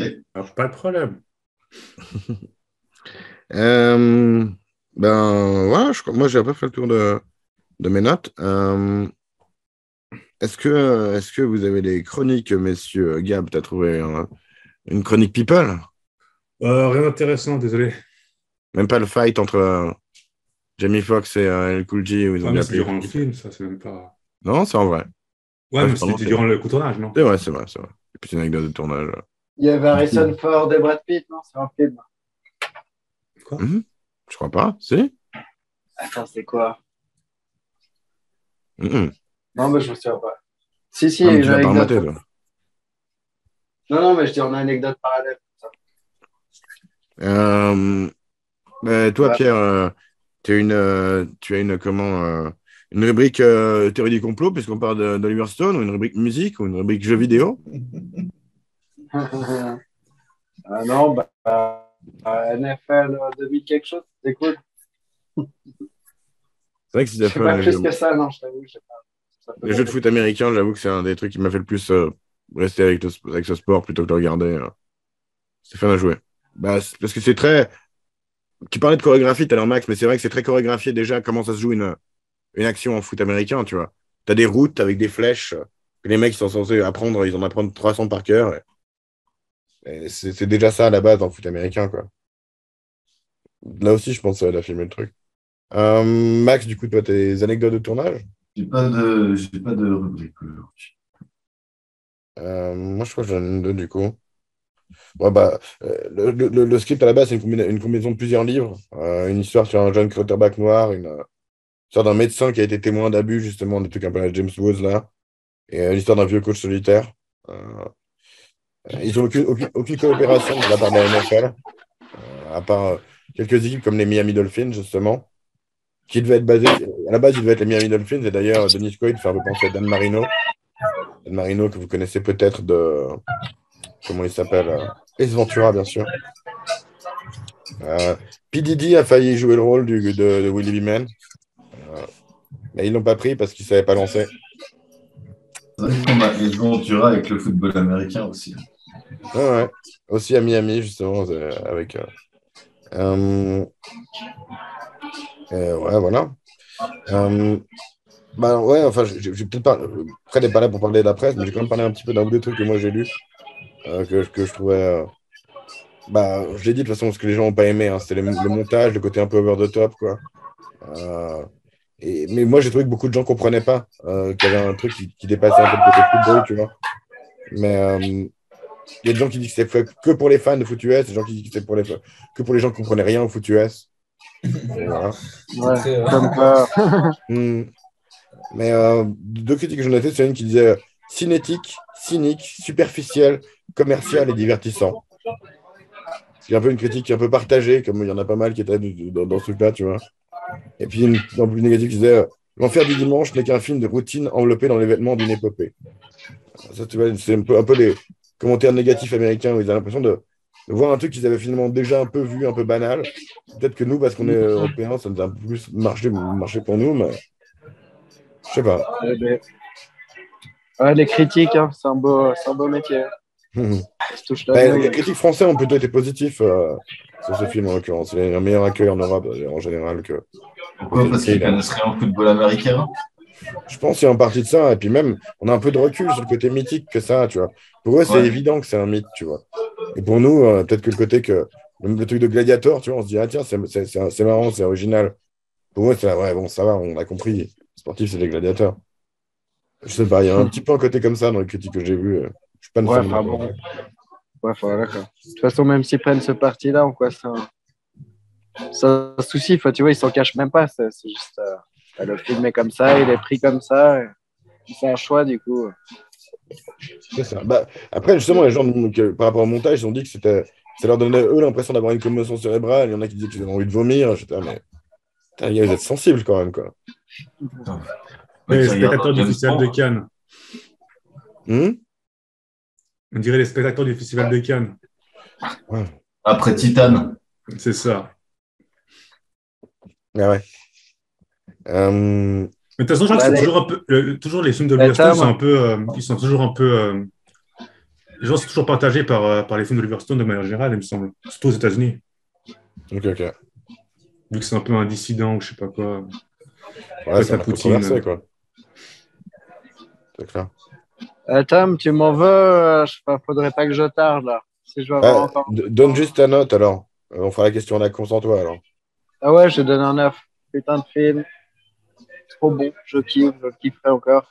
J'ai pas eu le temps de le mater, mais là, je vais le remater avec plaisir. Je vais le remater avec plaisir. Je me souviens bien. Ouais, j'ai pas de truc à dire en plus que ce que j'ai dit au début. Je suis content de l'avoir proposé. Pour moi, c'est le meilleur film sur le sport que j'ai vu. Parce que les films sur le sport, c'est déjà pas forcément un truc que je vais mater, mais là, il avait tout le cocktail de ce que j'attends d'un film en général, quoi. Puis là, en plus, c'était sur le sport. Du coup, c'était, pour moi, c'était un beau all-in. Ben, merci d'être Ouais. revenu, hein, Pierre, pour ce 80e épisode. Hein. C'est cool. Bon, Et merci. puis, Merci. Et puis, désolé de partir comme ça. Mais ça ouais, me pas de fait souci, plaisir mais d'avoir été là. Je prendrai plus le temps une prochaine. que les gens aillent voir Witches. S'il y a des gens qui nous regardent, allez voir Witches Son en concert. C'est cool. Et si vous aimez Mael Pio Art. Super, Ciao, bro. my gun. Tchuss, les gars. Finissez bien. Oh. Ciao, ciao. Tchuss. Il se sacrifie pas pour l'équipe. Ah, pardon. On salue d'ailleurs Fred, qui lui se sacrifie vraiment pas pour l'équipe. Oh, je suis malade, je suis malade. Imagine comment il l'aurait pris, Pacino. Ah bah il aurait dit moi je joue pas avec ça. C'est ça. Il serait même plus dans l'équipe. Du coup, ben, on fera la question à la con après les notes, puisque Pierre a commencé les notes. Je sais pas si quelqu'un veut se lancer, sinon moi je suis. Bah, vas-y. Allez. Ouais, voilà, moi je trouve que le film marche vachement bien sur les deux côtés, à la fois épique et humain, quoi. La mayonnaise prend, quoi. Puis il y a vraiment justement ce côté épique, le côté larger than life que je trouve qui marche vachement bien. On sent que, tu vois, après il a fait Alexandre, Oliver Stone. Tu vois, il a fait un truc de héros grec, vraiment. Et les gens n'ont pas kiffé, ma foi, c'est comme ça. Mais du coup, ouais, voilà, je trouve que ça marche vachement bien dans ce film-là. Et l'action marche vachement bien, les acteurs sont vachement cool, l'ambiance, le film est long, un peu trop long quand même. Mais ouais, Il ouais. prend son temps quand même. Il prend son temps sur beaucoup de choses. Donc, c'est Il parle de cool. beaucoup de choses, ça, il prend pas tellement son temps, justement, il parle de tellement de choses. Ouais. Voilà. Mais tu vois pas le temps passer. Tu vois pas le temps passer. Wow. Un petit peu, quand même. Enfin, je trouve, moi, quand je devais prendre les captures d'écran, ça m'a pris quand même vachement longtemps. Mais Si tu repasses dessus, c'est sûr. c'est ça. Pour trouver les bons moments, parce qu'en plus, comme c'est beaucoup coupé, tu vois, donc voilà. Mais ouais, voilà, je trouve qu'il est vachement dynamique. Et il est pas timide sur les côtés négatifs, mais en même temps, il admire tellement les côtés positifs que c'est ça qui ressort le plus. Et vraiment, pour moi, c'est un 10. Vraiment, c'est un film que j'ai vraiment 10, kiffé, quoi. 10, 10. Ton premier 10 cette saison? Ah Ouais, ouais. 10. En même temps, j'ai mis 9 pour l'instant. Donc Ah ouais, ok, ouais. T'es généreux. T'es généreux cette saison. Faut croire. Vas-y, Gab. Ok. Moi, je mettrais un 9. Je mettrais un 9 parce que Pacino, surtout. J'ai vu aussi gamin, enfin, jeune ado. Et il y a deux choses que je vous rappelle de ce film-là, c'est l'œil sur le terrain et puis Pacino, quoi. Et surtout, le discours, un des meilleurs discours, je pense, dans un film de sport pour comment dire, motiver les troupes, c'est ce discours de fin dans les vestiaires. Donc ça, c'est aussi c'est un truc qui m'est resté. Du coup, je peux qu'aimer ce film. Après, de manière générale, ouais, enfin, il a pas trop vieilli finalement. C'est vrai que j'avais peur en voyant qu'il aurait beaucoup vieilli parce que ça se passe en 99 et puis voilà, j'aurais pensé que ça serait été filmé d'une autre manière, enfin, pas aussi, comment dire, aussi rythmé qu'on a pu en parler. Puis en fait, ouais, je crois qu'il a lancé, il était un peu avant-gardiste, quoi, le Oliver Stone sur comment filmer un film de sport, voire un film d'action globalement. Donc du coup, ouais, c'est vraiment toujours agréable à voir ce film. Donc du coup, c'est pour ça que j'aime bien. Je sais pas si je l'ai dit, mais Oliver Stone avait dit qu'il voulait que le foot ressemble à la. Il a montré un extrait de Soldat Ryan à son directeur de la photographie, tu vois. L'extrait où ils prennent la plage, quoi. Ouais, le premier. Il voulait que ça ressemble à ça. Et c'est vrai que. Il y a un peu de ça, hein. Mais c'est vrai que le film de guerre, on peut faire le parallèle avec, quoi. C'est tout à fait ça, quoi. D'ailleurs, il paraît que ce directeur de la photographie, quand il est arrivé sur le plateau, Oliver Stone lui a dit Welcome to Vietnam, comme un vieux psychopathe. Parce qu'il a fait le Vietnam, donc, du coup. Ouais, il paraît aussi qu'il a fait du foot à l'université, mais ouais. Les gens mettent un peu en doute les deux, quoi. Ouais. Ça m'étonne pas. Ouais, Ish. Alors, je vais mettre 9, parce que je vais pas mettre 10, juste parce que c'est pas mon film, du coup, c'est la seule raison pour laquelle je mets pas 10, mais sinon je mets 9. Non, mais sinon je trouve que c'est un film excellent que j'ai adoré la première fois que j'avais vu. Je l'avais revu il n'y a pas si longtemps parce que j'étais avec 10 tomes et je l'ai revu là pour le coup. Et ouais, un film qui a trop bien vieilli, qui a été trop bien, qui est pour le coup vachement réaliste parce que j'ai toujours dit que je trouve que c'est difficile de filmer ce genre d'événement sportif quand c'est pas un match de tennis ou quoi. Et là, ça a été bien fait. Après, évidemment, il y avait les moyens. Mais je trouve qu'on est dedans. J'adore. Le casting est trop bien.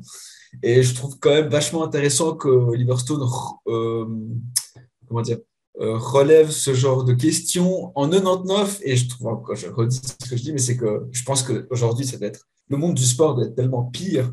Et il y a un truc dont il ne parle pas, c'est des agents. Je ne sais pas si à l'époque, c'est juste qu'il n'y en avait pas, ou parce que maintenant. On voit l'agent de Beeman dans le resto à un moment donné. Ah oui, passe à un moment. Ouais, il passe. Mais c'est vrai que des fois, tu le confonds avec un autre joueur de foot. Ouais, moi, je le confondais toujours avec le receveur. Avec le receveur. Pour moi, j'avais un peu dans la même tête. Donc, mais c'est vrai qu'il discute avec. Par exemple, il discutait là, quand il revoit sa copine Vanessa, machin, là. Ouais, dans le resto, il y avait son agent à côté qui lui parlait justement du prochain contrat qu'il aura. Mais là, il lui dit mais tu m'as engagé pour ça. Genre, comme s'il venait d'être un peu engagé, parce que maintenant qu'il a un peu de couverture médiatique, tu vois, maintenant, il a pris un agent.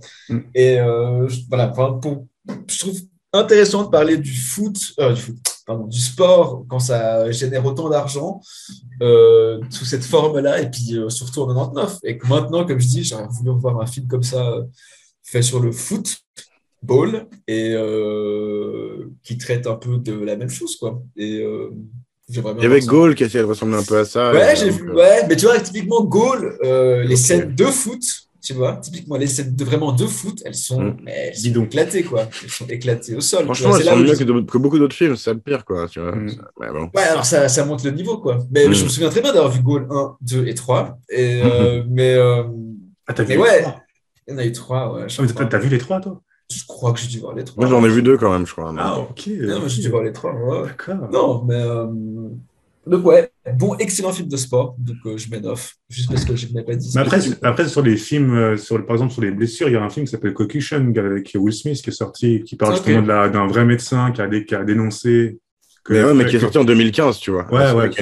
Mais quand même. C'est vrai que c'est devenu un truc qui a pris beaucoup d'impact oui, parce qu'on a tout dans le foot américain, dans les autres sports, etc. Quoi. Parce qu'en plus, même ils en parlent dans le film, et ça passe quand même assez crème après, les footballeurs américains sont des Gérard Canou.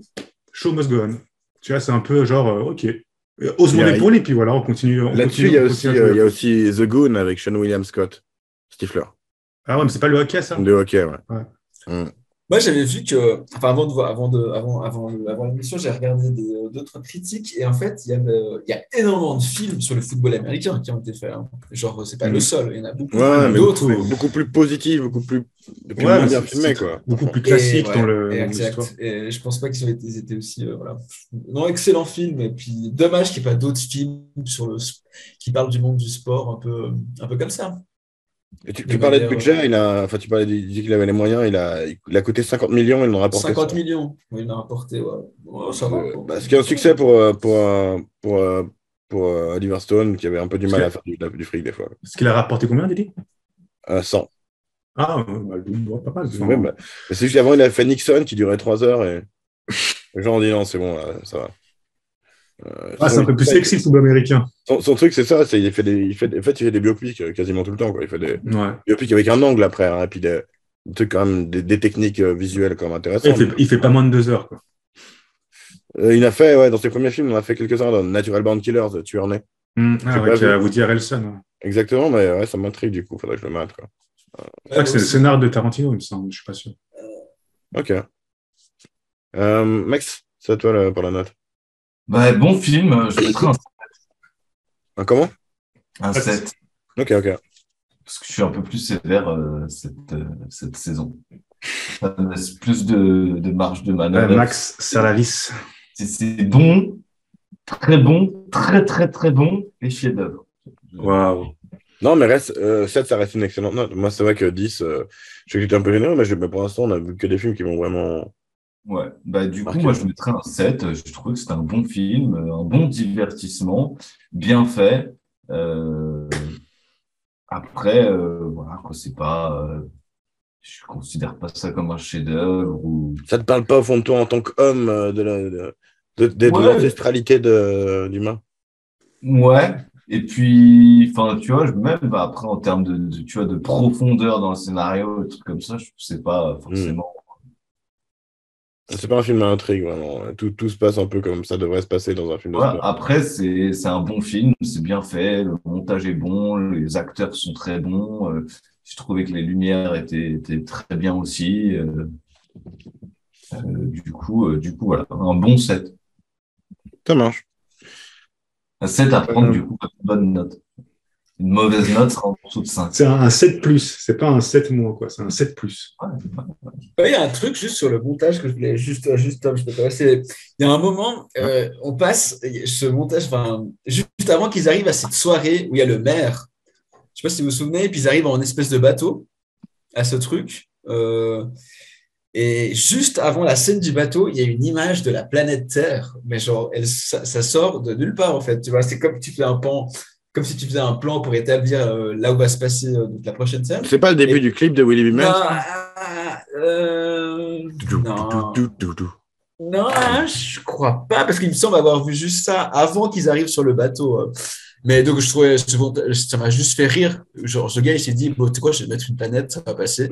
Et ça dure une seconde, et ça passe. Mais ouais, j'ai trouvé ça marrant. Tout le montage, enfin, il s'est fait plaisir, quoi. Non, mais clairement, enfin, c'est pour ça que les gens aussi l'ont un peu critiqué, qu'ils ont un peu l'impression qu'ils faisaient ce qu'ils veulent, quoi. Mais tu sais, ça, je pense que c'est quand même un truc, c'est.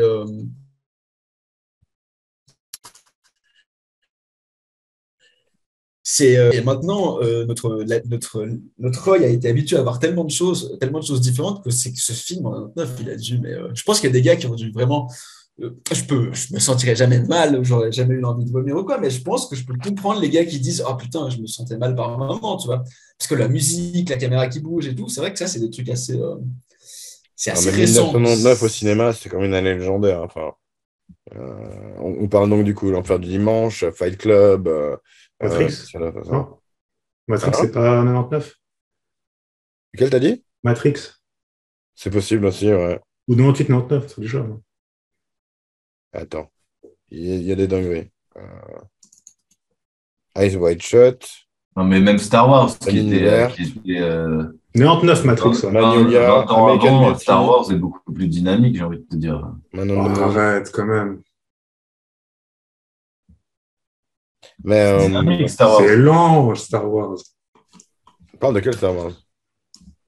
Même épisode 1. Le premier, il est fin 70. Non, mais 77, mais c'est pas. Alors, en fait, dans le film dont on parle, dans l'enfant de dimanche, je crois pas qu'il y a un plan qui fait plus de 7 secondes. Ouais. Et puis, déjà, le plan 7 secondes, c'est le plan long, quoi. Le plus long du film, largement. C'est le plan séquence. Non, mais c'est ça. Tous les autres plans font peut-être 3 secondes et c'est tout le temps coupé, etc. Et clairement que dans un Star Wars, c'est pas le cas. Même durant les discussions, par exemple, quand Al Pacino et Beeman, ils sont en train de discuter dans sa. C'est là qu'il y a les plus longs plans. Ouais. Là, je pense que c'est un peu. Il y a des plans relativement. Alterner avec le film, alterner avec les images du film. Ah oui, il y a des baignures, ouais. Et puis même, c'est souvent en plan contre plan aussi, tu vois. Et puis en plus, dans cette discussion, tu as des moments où tu vois Tony qui parle. Enfin, t'entends Tony qui parle, mais tu vois qu'il n'est pas en train de parler, tu vois. Il y a une distorsion du temps à nouveau dans ce truc-là. Enfin, bref. Ouais, puis un truc, c'est que le film commence par un discours qu'on retrouve tout à la fin du film, non? Où je tripe. Le Game of Inches. Ah, life in football, it's a game of inches. Et tout ça. Il y a aussi American Beauty qui est sorti en anglais. Putain, ça. Aussi, Je sais pas si c'est ça. Sixième sens aussi. En fait, tout est à. C'est le moment de la décision. Enfin, tout se joue à rien. Et celui qui y arrive, c'est celui qui se bat jusqu'au bout, qui sacrifie tout. Ce qui, bon, sur la réalité, c'est pas nécessairement. Enfin, ça se dispute. Mais en tout cas, c'est un message vachement inspirant de ce film, quoi. Et si, le film commence aussi par une citation de Vince Lombardi. Je sais plus ce que c'est. Oui, il faut tout donner à la fin. Tu te retrouves étalé au sol. C'est là que t'es fier. Ouais, voilà. Et en ayant gagné. Ah. C'est toujours ça l'idée de ce film aussi, c'est de gagner, quoi. Bref. Passons au tirage. On fait pas la question à la con, là? Ah si, c'est vrai. La question à la con cette semaine, c'était... j'ai pas l'habitude qu'elle soit maintenant. La question à la con cette semaine, c'était à qui est-ce qui vous fait penser comme athlète Willie Beeman ou bien un autre personnage du film? Je crois que Willie Beeman était le plus facile à comparer, quoi. Ouais. Willie Beeman. Enfin, Jamie Foxx. Jamie Foxx. Ouais. À quel sportif il me fait penser? Ouais. Genre, bien, Mario Balotelli. Denis Quaid, aussi, l'entraîneur. Un peu d'actualité. Avec Sion. J'aurais dit Balotelli, mais bon. Mais... Sinon, je pense que tu peux prendre n'importe quel joueur de football brésilien qui a failli exploser, qui au final n'a rien fait. Tu vois. Après, en fait, on ne peut pas vraiment trop comparer parce qu'on sait trop peu en fait, de la carrière de Beeman parce qu'on a juste une petite partie. Quoi. On ne sait pas ce qu'il est devenu après. Tu vois. Est-ce qu'il a vraiment explosé? Est-ce que c'est vraiment devenu un grand joueur? Est-ce qu'il aura sa petite babague là Donc, c'est vrai que c'est compliqué. Mais après, un gars qui est venu nulle part, qui a eu de la chance. Ah, je pense dans l'attitude même, tu vois. Qui a qui Vas-y, les gars. Ouais, ça peut être n'importe quel. Moi, j'en ai plusieurs. Enfin, en basket, il y a un mec qui avait explosé en 2 semaines, justement, qui s'appelait Jeremy Lin. Ah, le coréen, là. Ouais, un mec d'origine taïwanaise. Ouais. C'est un américain d'origine taïwanaise, ouais. C'est juste, ça, je me rappelle. À New York, genre en 2015, ils avaient appelé ça l'Insanity. Il a explosé en 2 semaines, justement. C'est devenu un des mecs les plus connus du basket. Et après, sa carrière a un peu explosé parce que finalement, les gens le voyaient venir. Il avait quand même ses défauts en tant que joueur, tu vois, etc. Pour les footballeurs, il m'a quand même fait un peu... Enfin, le melon qu'il prend m'a fait penser à Mbappé. Après, Mbappé continue à être plus ou moins bon. Donc, Ouais, mais bon, Mbappé, dans l'attitude, c'est tellement pas ça, tu vois. Enfin, c'est... Il n'a pas encore appris... Il n'est pas encore au bout de son histoire, tu vois. Il a pas encore même, tu vois, il n'est pas assez American Power. Ouais. Ouais, peut-être t'as raison. Allez, tu sais quoi, moi je suis très mauvais en joueur, surtout de sport collectif. Je suis pas. Non, mais. J'aime bien les sports, genre le ski, des trucs comme ça, donc il n'y en a pas beaucoup qui ressemblent. Mais je vais dire Djibril Cissé. Je veux dire Djibril Cissé.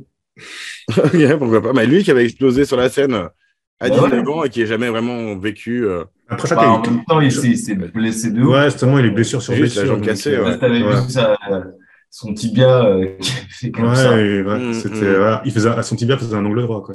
Mais c'est ce que disaient certaines des critiques que j'ai vues qui disaient que le film était entre guillemets pas réaliste. Ils essaient aussi de prédire la trajectoire de différents mecs, tu vois. Enfin, ils disaient, ok, ils vont à Albuquerque. Déjà, ils se moquaient du truc parce qu'Albuquerque, il y a une équipe, quoi, mais il y a genre 100 000 habitants là-bas. Donc voilà. Mais ils disaient, probablement que Willie Beeman, il va se blesser au bout d'un peu de temps à force d'aller dans la mêlée comme il le fait pour un quarterback. Et puis Crozier, le mec qui est le coordinateur, qui était l'assistant coach, qui voulait devenir la star, il va faire 1 an. Et finalement, ça n'a pas marché. Finalement, il va revenir sous les ordres de Tony, mais ce ne sera jamais comme avant. Il disait, s'il faisait un enfer du dimanche 2, ce serait probablement vachement glauque, réalistiquement, la suite des mecs, quoi.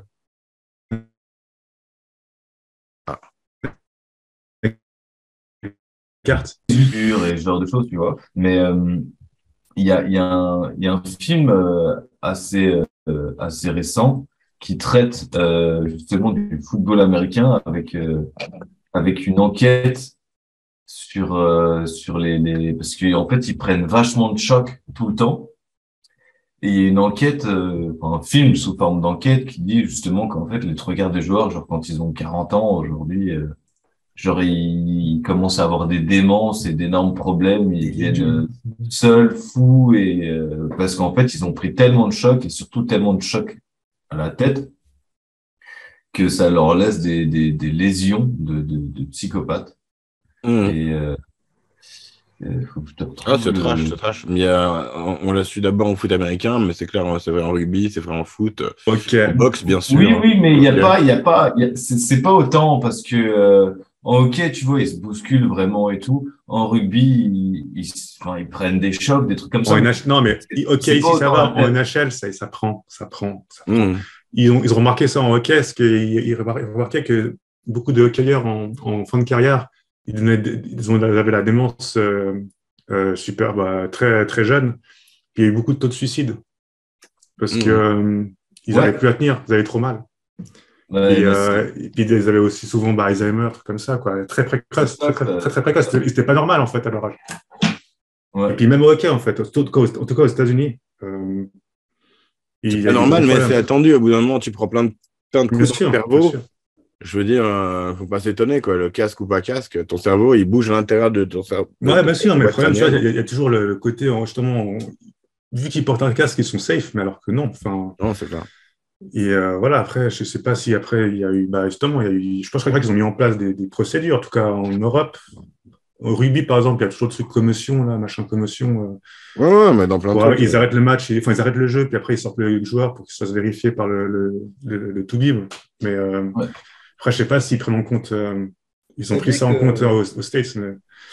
Dans le championnat italien, les joueurs de foot, il peut pas y avoir un joueur de foot avec un pacemaker, par exemple. Mais il y a pas mal d'arrêts cardiaques après de joueurs de foot. C'est propre au championnat italien. C'est marrant, je savais pas. Ça, c'est pas depuis. C'est quoi? C'est Eriksson, non, qui s'est effondré. Il y a eu Marc Vivien Fauet. Justement, c'est Eriksson qui pouvait plus jouer en Italie quand il a fait. Quand il a eu son pacemaker. Je crois que le film, c'est Seul contre tous. C'est Concussion. C'est ça. Le sport professionnel, c'est. Je suis pas sûr. C'est avec Will Smith. Si, c'est ça, ouais. C'est ce que je vais. Ils en parlaient avant, gars. Mais ouais, le sport professionnel, c'est assez difficulté, mais ça déchaîne quand même les passions. Et c'est vrai qu'on a là, tu vois, on n'a pas trouvé le truc sur les supporters, par exemple. Mais ouais, ça reste quand même un truc assez intéressant pour en faire un film, je trouvais. Et c'était cool d'en parler, quoi. Du coup, on va faire le tirage. Hop. Ah oui, c'est vrai. Ah putain, waouh! Waouh! Ah ouais, là, ça. Le partage d'écran d'un site gratuit. Le niveau de la prod. Ah ouais, carrément. Mais...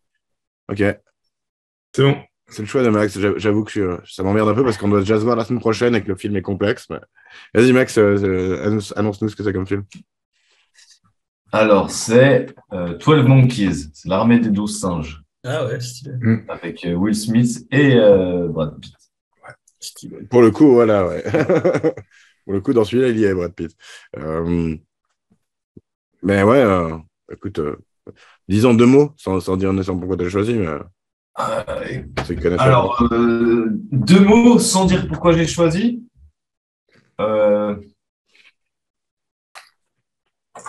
le, le futur, c'est dystopique. Bah écoute, voilà, je me réjouis qu'on en parle. Non, je disais justement, Ouais, non, nous, ce très sera chouette. directement, on se voit déjà la semaine prochaine. On essaie de s'arranger cette saison pour qu'on ait plus de temps, mais voilà, c'est la semaine prochaine. Et comme le film, moi, je l'ai vu une fois et il était super complexe. Vous risque de prendre du temps à bosser dessus, mais ça va être cool. Euh, sur ce, je coupe là ou ça va? Non, je coupe, hein.